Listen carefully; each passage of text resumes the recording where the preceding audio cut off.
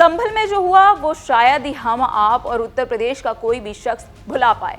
लेकिन इसके पीछे की पूरी कहानी क्या है? आखिर क्यों 4 लोगों की मौत बलि चढ़ गई? आखिर क्या गलती थी उनकी? और आखिर संभल में क्यों वो हिंसा हुई जो इतिहास के काले पन्नों में दर्ज रहेगी? उसकी पूरी कहानी चलिए हम आपको बताते हैं। नमस्कार, मैं हूं आपके साथ आकांक्षा सिंह और आप देख रहे हैं टीवी 24 नेटवर्क। दरअसल ये कहानी है उत्तर प्रदेश के संभल जिले की, जहां पर 19 नवंबर को एक सर्वे होता है और उस दिन शांतिपूर्वक हो भी जाता है। और फिर जब 24 नवंबर को एक बार फिर सर्वे टीम पहुंचती है दोबारा सर्वे करने के लिए, तो वहां हिंसा भड़क जाती है। और ऐसी हिंसा भड़कती है कि फिर उसमें क्या पुलिस वाले, क्या आम जनता और क्या आम जनमानस, क्या आला अधिकारी सब घायल होते हैं और कई लोगों की मौतें भी होती हैं। लेकिन अब यहाँ सवाल ये उठता है कि आखिर संभल में ऐसा क्या हुआ और आखिर उस समय संभल में इतनी हिंसा के बाद आखिर अब स्थिति क्या है? आइए जानते हैं कि संभल की जामा मस्जिद का विवाद क्या है और मामला अदालत में कब और कैसे पहुंचा, सर्वे क्यों कराया जा रहा था और हिंसा क्यों भड़की। दरअसल उत्तर प्रदेश के संभल जिले में जामा मस्जिद की जगह पर मंदिर होने का विवाद लगातार बढ़ता जा रहा है। मस्जिद की जगह पर मंदिर होने का दावा को लेकर 19 अक्टूबर को संभल के सिविल कोर्ट में याचिका भी दायर की गई थी और उसी दिन पहला सर्वे भी कर लिया गया था। और फिर 24 नवंबर को सुबह 6:30 बजे टीम मस्जिद के दूसरा सर्वे करने के लिए पहुंची हुई थी कि उस दौरान सर्वे टीम पर पथराव होते गया। देखते ही देखते हिंसा बहुत भड़क गई और जगह जगह पर पत्थरबाजी और आगजनी की घटनाएं भी देखने को मिलने लगी। और उस दौरान हिंसक घटनाओं में अब तक 4 लोगों की मौत भी हो चुकी है। लेकिन संभल की मस्जिद वाली गली में जो उपद्रव शुरू हुआ, जो हिंसा हुई, उसके बाद जो आरोप प्रत्यारोप लगाए गए वो सड़क से लेकर संसद तक पहुंच गए हैं। बीजेपी की तरफ से कहा जा रहा है कि जो कुछ भी हुआ वो कानून के तहत हुआ, जबकि बीजेपी के विरोधियों का आरोप है कि जिस तरीके से ये घटना हुई है वो भारतीय जनता पार्टी की तरफ से जानबूझकर करवाया गया है और मुस्लिम समाज को टारगेट किया जा रहा है। आपको बता दें कि अदालत में एक याचिका दाखिल करके दावा किया जा रहा है कि जिस जगह पर शाही जामा मस्जिद है वहां पहले मंदिर हुआ करता था।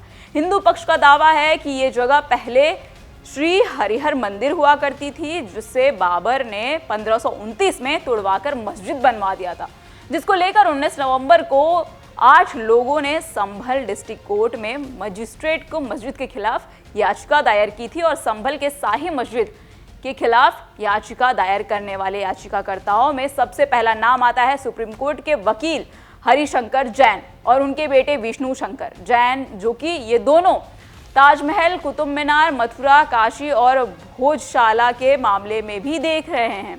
और बाकी याचिकाकर्ताओं में वकील पार्थ यादव और तमाम लोग जो है वो मौजूद हैं। आपको बता दें कि जिस तरीके से ये मामला लगातार तूल पकड़ता जा रहा है, 95 पेज की याचिका में हिंदू पक्ष ने बाबरनामा और आईएन ए अकबरी किताब में भारतीय पुरातत्व सर्वेक्षण यानी ASI की 150 साल पुरानी एक रिपोर्ट के आधार पर बनाया है। स्थानीय अदालत के आदेश पर बीते मंगलवार को संभल की शाही जामा मस्जिद का सर्वे दिया गया था और इसके बाद से संभल के पिछले कुछ दिनों में तनाव देखने को मिला था। रविवार को एक टीम दूसरी बार सर्वे करने के लिए पहुंची हुई थी। सर्वे की टीम जब भी पहुंची उस समय वहां पर नमाज का वक्त नहीं था, जबकि मस्जिद के बाहर धीरे धीरे हजारों की संख्या में लोग इकट्ठा भी हो गए।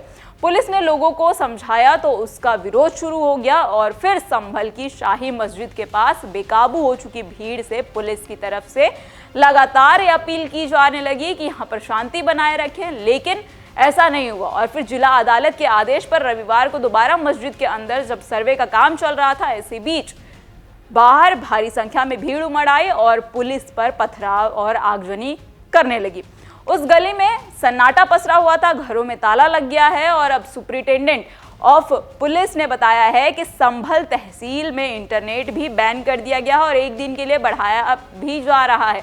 मंगलवार को भी इंटरनेट सेवाएं पूरी तरीके से बंद हैं। सोमवार को स्कूल भी बंद रखे गए थे और इस बीच डीएम राजेंद्र पेंशिया ने 1 दिसंबर तक संभल के जिले के बाहरी व्यक्तियों को प्रवेश जो है वो पूरी तरीके से पाबंदी लगा दी है इस पर। और संभल पुलिस ने हिंसा से जुड़े उपद्रवियों के पहली बार फुटेज भी जारी किए हैं। इलाके में जो अप्रिय घटनाएं से निपटने के लिए पुलिस ने एक्स्ट्रा फोर्स भी लगवा दी गई है और साथ ही साथ आपको बता दें कि पुलिस लगातार फ्लैग मार्च भी कर रही है, ड्रोन से निगरानी की जा रही है और तस्वीरों के जरिए पहचान की जा रही है कि उपद्रव में कौन कौन लोग शामिल थे।